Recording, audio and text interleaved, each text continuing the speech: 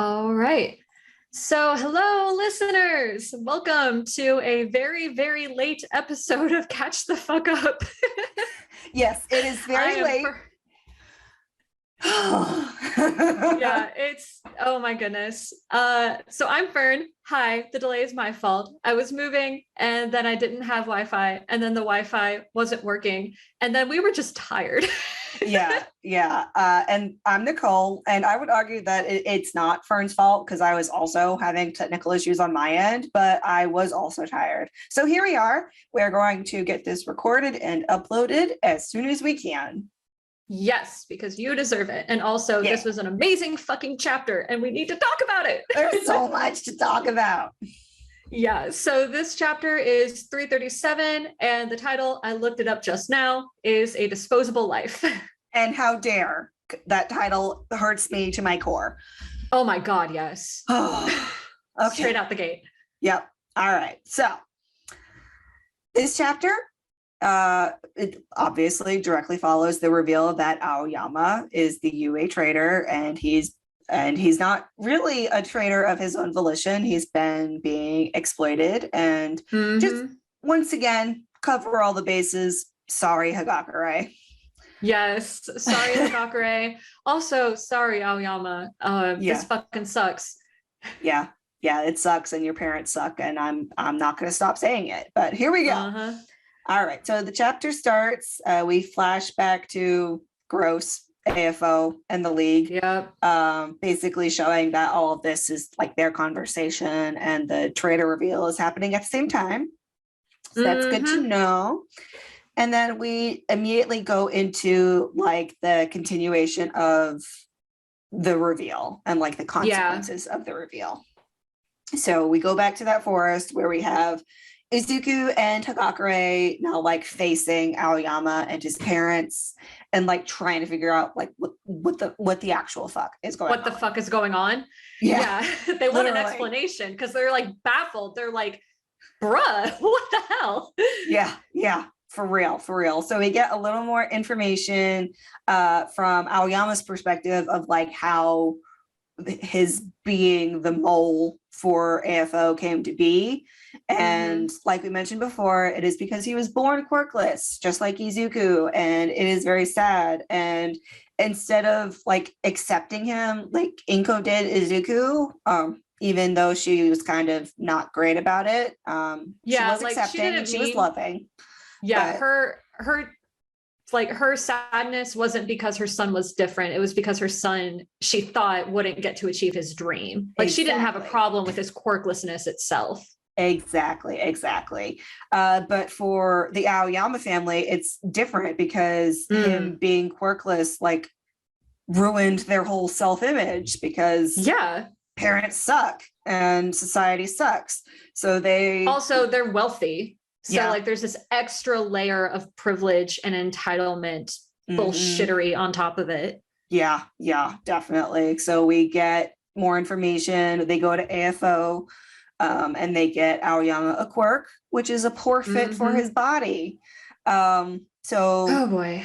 Yeah, his navel laser hurts.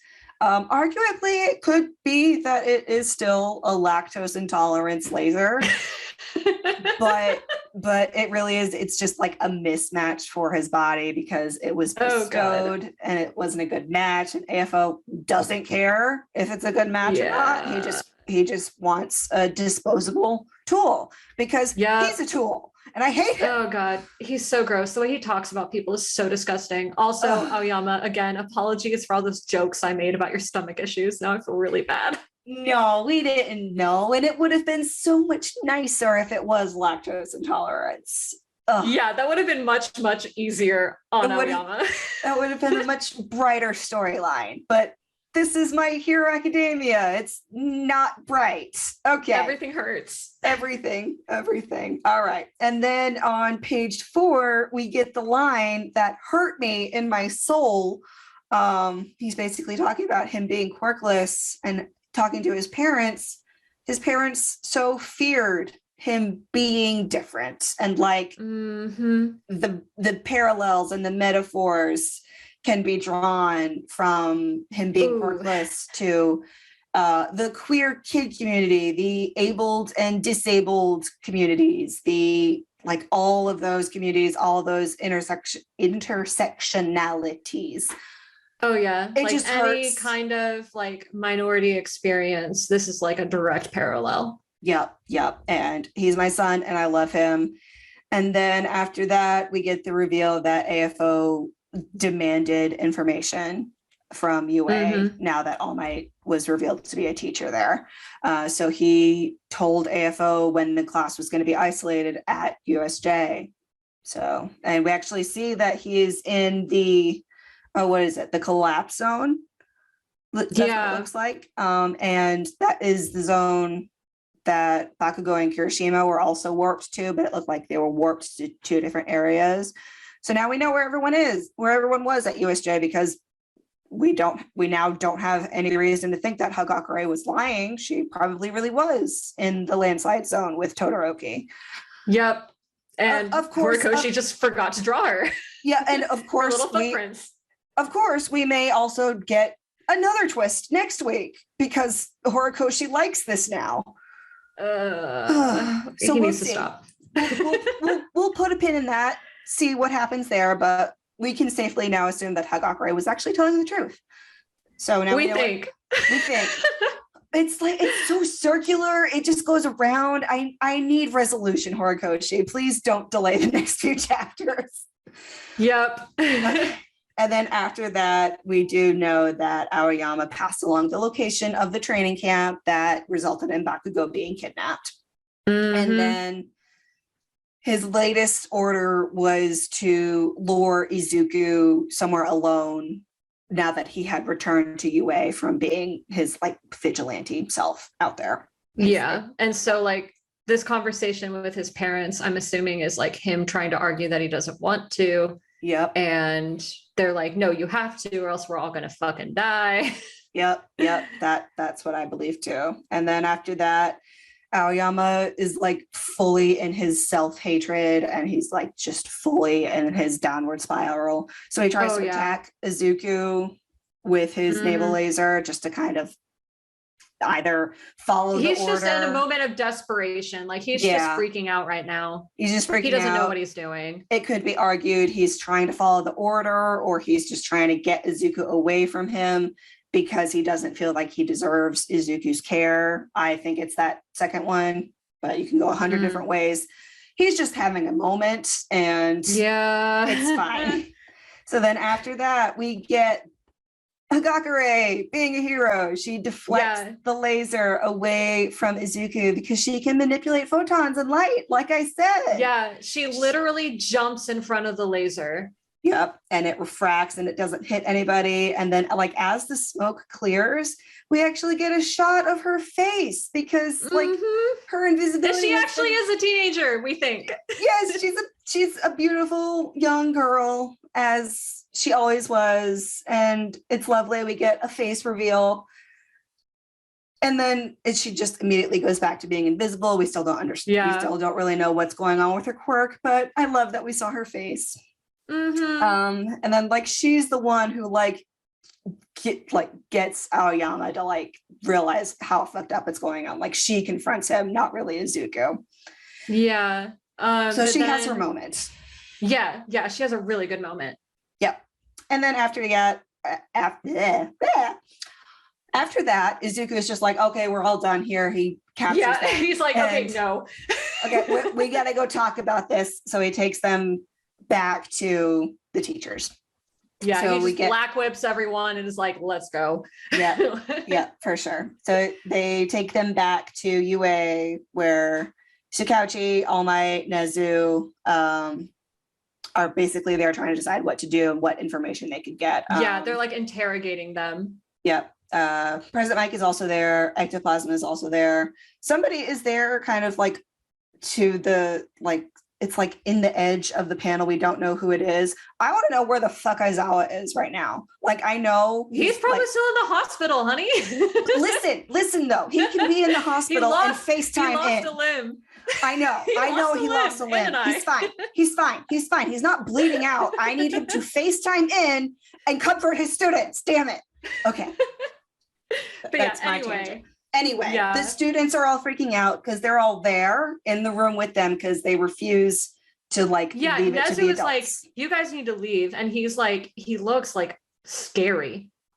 Yeah. Like, I was kind of afraid of Nezu in that moment. But then Shoto is like, we're not fucking leaving. This involves us specifically. Yeah, he's like, no, you may not ask us to leave. He's so done with Nezu. Like, they're all going to stay. They're all going to figure out what they're going to do.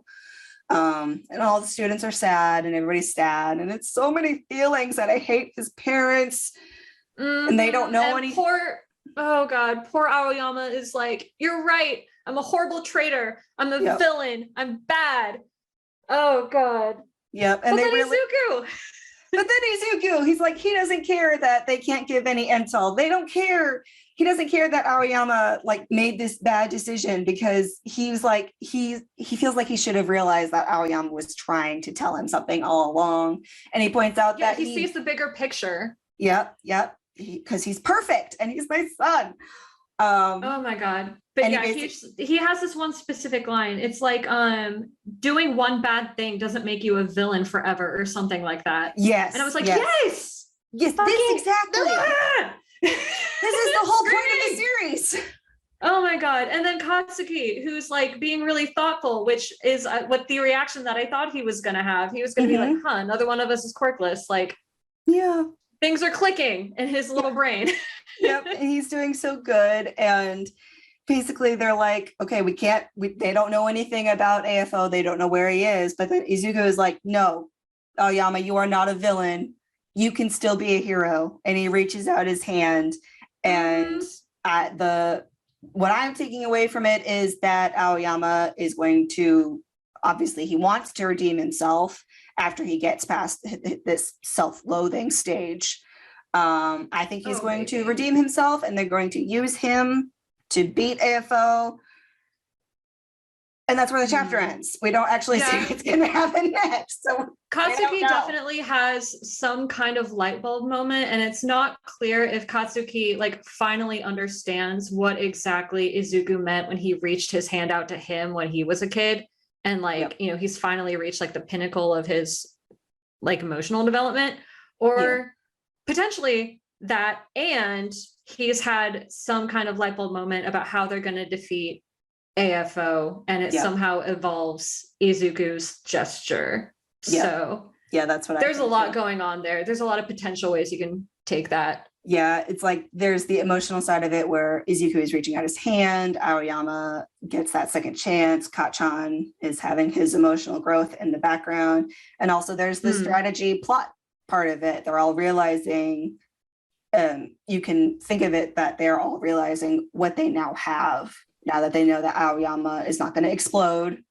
like Lady Nagant did. Like, I think they're realizing they can use him to draw AFO out. So I think that's going to be what's next. Something like that. I hope they don't use Aoyama as bait. I think that's gross. I don't think he needs to redeem himself, but true. Yeah, very true. Yes. Thank you for phrasing it better. I don't think they're going to use him as bait. I think they're like going to use like whatever he's had access to. Like I bet he knows something that he doesn't realize can be exploited, like there's, or maybe it's just like a reference to like teamwork in general. I don't really know.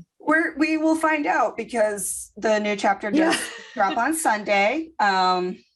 Unless that will be recorded on time. Yes, we have our whole day blocked out. We're good. Either next week is going to be yet another fucking twist, or the plot is going to proceed either into the final fight or maybe into the concert. So we have just a little serotonin before the final fight. I don't know. We'll see.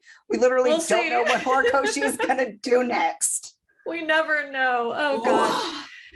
Oh, we Oh. started the series right when a roller coaster just got launched. Yeah, yeah. I No don't idea what we know. were in for. No, but I mean, it's great. It's wonderful serendipity that we started Catch the Fuck Up when we did, but neither of Uh-huh. us thought it was going to be this exhausting and devastating Nope. and wonderful. All right. Well, I guess that's it for this week. So thanks everybody for listening, and go beyond plus ultra and catch the fuck up. Bye y'all. Bye.